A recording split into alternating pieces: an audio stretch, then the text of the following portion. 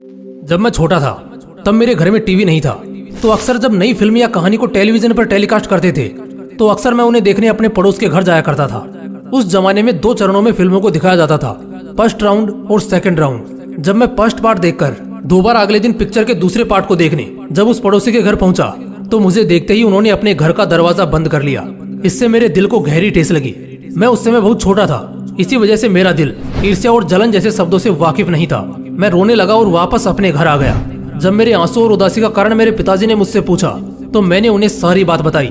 इस पर उन्होंने कहा, आज तुम किसी दूसरे के घर किसी तीसरे को देखने गए, अगर हिम्मत है तो कुछ ऐसा करो जिससे तुम्हें टीवी ना देखना पड़े बल्कि जमाना तुम्हें टीवी पर देखे। उस बंदे का नाम है रजत शर्मा। भावुक होते हुए उन्होंने एक सम्मान समारोह में ये बात कही थी। उसी ठेस से पैदा हुए जुनून के दम पर आज वो टेलीविजन जगत के सबसे मशहूर टीवी एंकर और इंडिया टीवी जैसे चैनल के मालिक हैं, जिनकी हाजिर जवाबी और सोचने की शक्ति इतनी तेज है कि हर कोई उनके इस कला पर फिदा है। आज के युवा को अगर कोई समझाने की भी कोशिश करे तो बात उनके ईगो पर आ जाती है। लेकिन एक हमारा बचपन था जब कभी स्टेशन की पटरियों पर सोने में भी 4 चांटे पड़ते थे। अगर अपनी प्यास को बुझाने की खातिर किसी पब्लिक नल से 2 घूंट पानी पी लिया तो हमें पकड़कर इतना पीटा जाता था जैसे हम बहुत बड़े मुजरिम हो। बीच बाजार हम पर थूका जाता था। सिर्फ मेरे जात के कारण मुझे और मेरे परिवार को बार बार अपना घर बदलना पड़ता। एक समय तो ऐसा आया जब दुकानदार ने ही सामान देने से मना कर दिया।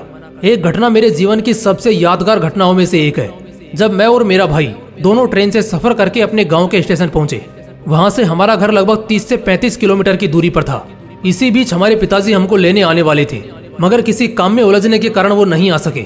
यहाँ कोई भी तांगा वाला हम महार जात के लोगों को सवारी देने से मना कर रहा था। हम अगर गलती से कहीं किसी के शरीर को छू जाएं, तो हम पर थूक कर हमें भगा दिया जाता था।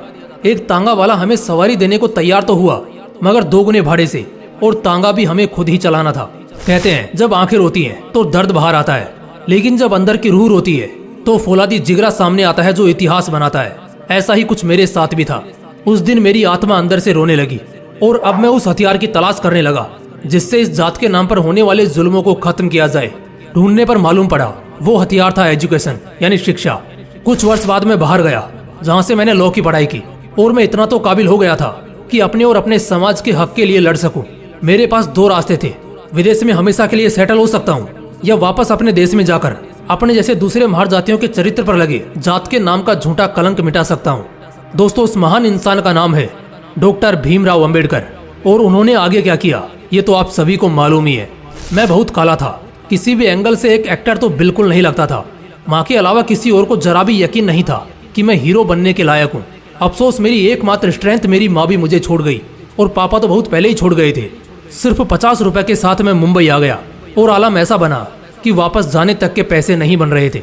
बस यही सोचा कि मुंबई एक बहुत बड़ा शहर है, यहाँ कुछ 1.5-2 साल काम करूंगा और फिर चला जाऊंगा। लेकिन आज मुझे इस इंडस्ट्री में काम करते करते 30 साल गुजर चुके हैं, और आज भी मेरा वो 1.5-2 साल पूरा नहीं हुआ। ये बात तो बिल्कुल सही है, अगर किसी चीज को दिल से चाहो तो पूरी कायनात उसे तुमसे मिलाने में जुट जाती है। दोस्तों, वो इंसान है world legendary actor king Khan, Shahrukh Khan. जब वो लड़का पैदा हुआ तो अपने शुरुआती 4 साल तक कुछ भी नहीं बोल पाया। आमतौर पर जब कोई बच्चा जन्म लेता है तो 1.5 से 2 साल में ठीक ठाक चलना और बोलना सीख ही लेता है, लेकिन ना जाने क्यों वो लड़का शुरुआती 4 साल तक कुछ भी नहीं बोल पाया। माँ बाप परेशान थे, लेकिन कुदरत के सामने वो भी मजबूर थे। आमतौर पर जरा सी गलती करने में भी माँ बाप बेवकूफ, नालायक, जीवन में कभी कुछ न करने वाला, बददिमाग, बदतमीज, ना जाने दुनिया भर के ताने अपने बच्चों को मार देते हैं। लेकिन इस लड़के के केस में जरा उल्टा था। ये लड़का असल में बददिमाग था और पढ़ाई में तो इतना कमजोर कि सिर्फ इसी रीजन से स्कूल ने इसे हमेशा के लिए बर्खास्त कर दिया। आगे यही लड़का दुनिया के सबसे बुद्धिमान इंसान के रूप में जाना गया।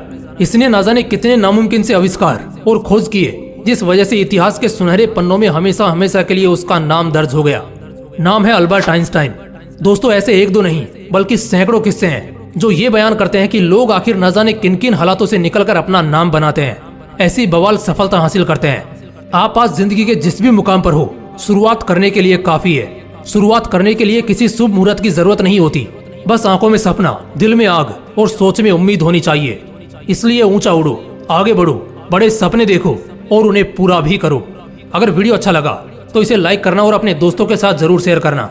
बाकी मिलते हैं नेक्स्ट वीडियो में एक नए मोटिवेशन के साथ। जय हिंद, जय श्री कृष्ण।